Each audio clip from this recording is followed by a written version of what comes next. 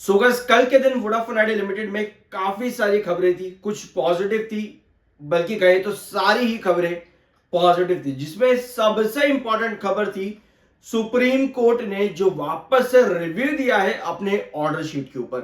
क्योंकि पुराना ऑर्डर क्या कहता था और नया ऑर्डर क्या कहता है, इन दोनों में डिफरेंस है। और यही चीज हम डिस्कस भी कर रहे थे आपके सुप्रीम कोर्ट की हेयरिंग के बाद में, जहां पर आपका डिस्पोज ऑफ कर दिया गया था एट द एंड ये मैटर सुप्रीम कोर्ट में। अब आज फिर वोडा फ्राइडे में हल्की सी करेक्शन है। ये करेक्शन कल की तेजी को छिपा देती है। ऐसे में भैया करें तो करें क्या? ध्यान से सुनना एक एक चीज को। बहुत कुछ आपको यहां पर चैनल पर देखने को मिलता ही है। स्पेशली वोडाफोन आइडिया 5 साल से कवर किया है तो सब्सक्राइब जरूर कर देना। We are NISM 7 certified. शुरू करते हैं आपकी खबरों से। कल आती है आपके पास रिलीफ मिलता है वोडाफोन आइडिया को एक बार फिर से सुप्रीम कोर्ट से, क्योंकि सुप्रीम कोर्ट के ऑर्डर को वापस से रिवाइज या फिर आप कहो रेक्टिफाई किया जाता है AGR केस पर। ठीक है, पहले सुप्रीम कोर्ट ने क्या कहा था कि जो एडिशनल अमाउंट है ना, जो एडिशनल AGR अमाउंट 2017-18 का ऐड किया गया है, सरकार सिर्फ उस पर अपना रिव्यू दे। ठीक है, सरकार के पास पूरा राइट है कोई भी पॉलिसी बनाने का इसके ऊपर। सरकार अपना रिव्यू दे एक बार फिर से इस पर। तो सरकार ने इस पर मना भी नहीं किया।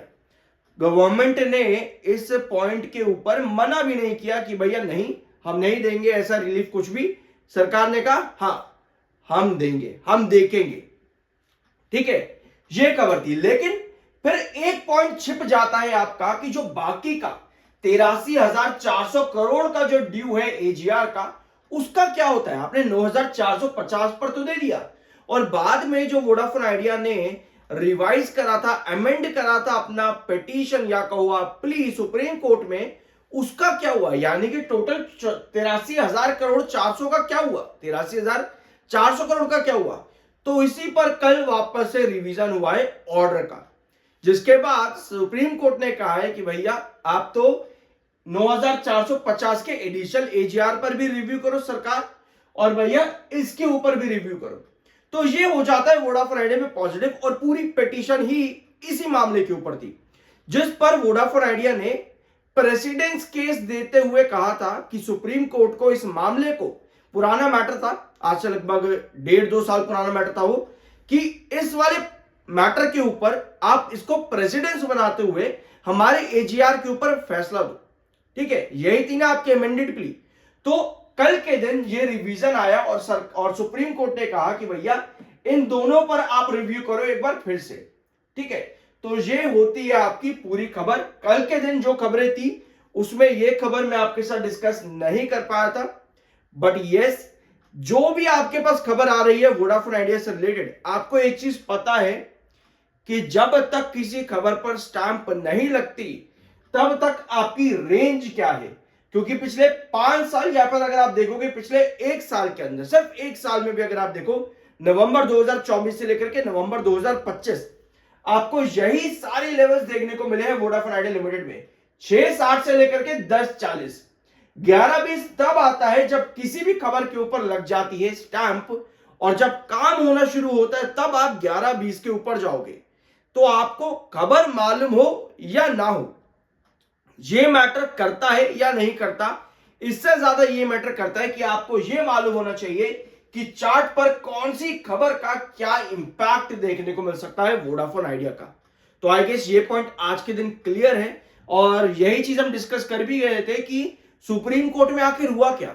जो अमेंडेड प्ली थी उसका तो कुछ अता पता मिला नहीं, तो कल ये रिवीजन आया है, जिसके बाद ये नया फैसला लिया गया है, और वोडाफोन आइडिया लिमिटेड के लिए ये पॉजिटिव बात भी हो जाती है। इसके अलावा वोडाफोन ग्रुप का जो पुराना टैक्स मामला था वहां पर भी रिलीफ देखने को मिला, क्योंकि IT डिपार्टमेंट ने पुराने 8500 करोड़ की डिमांड को विदड्रॉ किया। इसको हमने कल के वीडियो में डिस्कस किया था। और एक खबर आपकी, यस हाँ, ये चीज में जरूरी है कि AGR पर रिलीफ मिलना इंपॉर्टेंट किस लिए है, क्योंकि अगर AGR पर रिलीफ मिलेगा तो कंपनी क्या कर पाएगी? इक्विटी रेज कर पाएगी, या फिर आप कहो कि फंड रेज कर पाएगी। अब ये भी मार्केट एक्सपर्ट्स और एनालिस्ट का मानना है कि AGR पर रिलीफ मिलने के साथ में सरकार अपने स्टेक का, यानी कि वोडाफोन आइडिया में जो गवर्नमेंट का 49% स्टेक है उसको भी डाइल्यूट कर सकती है। इस डाइल्यूशन के बाद में वोडाफोन आइडिया के लिए और रूम खुलता है to further debt to equity conversion, जो कि वोडाफोन आइडिया में एक पॉजिटिव चेन का काम करेगा। क्योंकि देखो पहला आपका इक्विटी कन्वर्जन हुआ, बहुत बढ़िया, आप गए फरवरी 2023 से लेकर के, नहीं 2024 if I'm not wrong, mark कर लेना जो भी है, फरवरी से लेकर के अगस्त के महीने में 7 रुपए से 10 रुपए, फिर 10 रुपए से आप गए 19.18 पे, ये पहला इक्विटी कन्वर्जन था। दूसरा इक्विटी कन्वर्जन आपका आता है 2025 के अंदर ही। जैसे दूसरा इक्विटी कन्वर्जन आता है वापस से गिर जाते हो 6.5 पर, ठीक है। पिछली बार आपको लगभग 7 महीने लगे थे 10 पर पहुंचने में, इस बार भी आपको इतना ही टाइम लगा है 10 पर वापस आने में, समझ रहे हो। और फर्दर जो आपकी तेजी बनी थी वो आपकी बनी थी अगस्त के बाद में। तो अब हमको ये देखना है कि आप 10 पर यहां पर आ चुके हो वापस से। अब आपके पास एक अगर चेन क्रिएट हो जाती है इक्विटी कन्वर्जन की अगर ये चेन क्रिएट हो जाती है तो एनालिस्ट और मार्केट एक्सपर्ट्स का मानना है कि वोडाफोन आइडिया के लिए ये पॉजिटिव हो सकता है। क्योंकि इक्विटी कन्वर्जन का अगर आप वेट करते रहोगे कि भैया फिर इक्विटी कन्वर्जन ऑलरेडी हो रखा है, वो डाइल्यूट नहीं हो रहा है, ठीक है। बट अगर वो डाइल्यूट नहीं हो रहा, आप चाह रहे हो कि फिर से इक्विटी कन्वर्जन हो, तो कहीं ना कहीं हम रिस्ट्रिक्ट हो जाते हैं रैली में आने में। बट यस, अगर आपका इक्विटी कन्वर्जन डाइल्यूट होता है, फिर एक नया इक्विटी कन्वर्जन आता है, तो उस कंडीशन पर एक चेन क्रिएट होती है जो कि पॉजिटिव मोमेंटम क्रिएट करती है वोडाफोन आइडिया लिमिटेड के अंदर। आई गेस ये पॉइंट क्लियर नहीं हुआ होगा, कोई बात नहीं। पहली बार चैनल पर आए हो, सब्सक्राइब करना, धीरे धीरे करके आपको सारे पॉइंट्स क्लियर होते चले जाएंगे। ये सारे लेवल्स अगर आप चाहो तो नोट कर सकते हो, काफी इंपॉर्टेंट है ये लेवल्स। बायर और सेलर के बीच में आज फिर से बड़ा डिफरेंस आया है। 4,94,00,000 इस समय बायर है और 13,50,00,000 इस समय सेल पर लगे हुए हैं। चार्ट पैटर्न की कंडीशन देखें तो वोडाफोन आइडिया 9.40 रुपए के ऊपर कहीं ना कहीं बने रहने की कोशिश कर रहा है, वेट कर रहा है किसी पॉजिटिव न्यूज के आने का। अगर ये पॉजिटिव न्यूज आती है तो 9.40 से वापस आपको 10.40 देखने को मिल सकता है। But still consciousness Vodafone idea में हमेशा बनी रहती है। तो कुछ भी नेगेटिव आउटकम आता है तो उस कंडीशन पर आपको मालूम है कि ये गैप आपका फ्री गैप है, 9.40 से 8.80 ये आपका फ्री गैप है। कोई भी नेगेटिव न्यूज आती है, ये पूरा गैप आपका एक बार में फिल हो जाएगा, जिसके बाद में आप वापस गिर जाते हो 8.80 से 8.40 के बीच में। अदरवाइज 9.40 पर बेस बनाने की कोशिश कर रहा है, कुछ भी पॉजिटिव आउटकम या न्यूज आती है तो आप 10.40 पर आ जाते हो। देखो यार, मेरे पास कल एक कमेंट आया था कि भाई अब तो बोल दे कि 20 चला जाएगा। इस तरह के कमेंट मेरे पास तब भी आते थे जब वोडाफोन आइडिया 19 रुपए 18 पैसे पर था, जो कि इसका क्रूशल रिस्ट्रिक्शन था।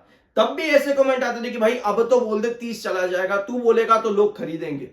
अरे भैया बस करो इस चीजों को, ये इस तरह से काम करना बंद कर दो भैया। आप कोई भी न्यूज है उस पर स्टैंप नहीं लग पा रही है तो वेट करो। कोई नेगेटिव न्यूज है तो आपको चार्ट पर पता है क्या लेवल देखने को मिल सकते हैं, उन पर अपना काम करो। कोई भी पॉजिटिव न्यूज है आपको पता है एक रेंज रीबाउंड होगी तो उस पर काम करो। अगर आप ये चाहते हो कि भैया मुझे ये बोल दे अब कि भैया 20 चला जाएगा, तो भैया तू बोल दे इस तरह से, ऐसे मार्केट नहीं चलता यार। अगर आपको यही काम करना है कि तू बोल दे कि 20 चला जाएगा, तो भैया कहीं और जाओ जहां पर आपको लोग बोलते हैं 100 भी जाएगा, तो उनकी मर्जी से चला भी जाएगा शायद कभी जमाने में। बट जो कंडीशन है, जो चार्ट पर दिखता है पिछले 5 सालों से, मैं आप लोगों के साथ वही डिस्कस करता हूं। आई एम NISM 7 सर्टिफाइड, इधर उधर की बातें ज्यादा नहीं करूंगा, बाकी आपकी अपनी मर्जी और ओपिनियन है। बाय सेल की कोई रिकमेंडेशन नहीं है, वो आपकी मर्जी होनी चाहिए। मिलते हैं अगले वीडियो में।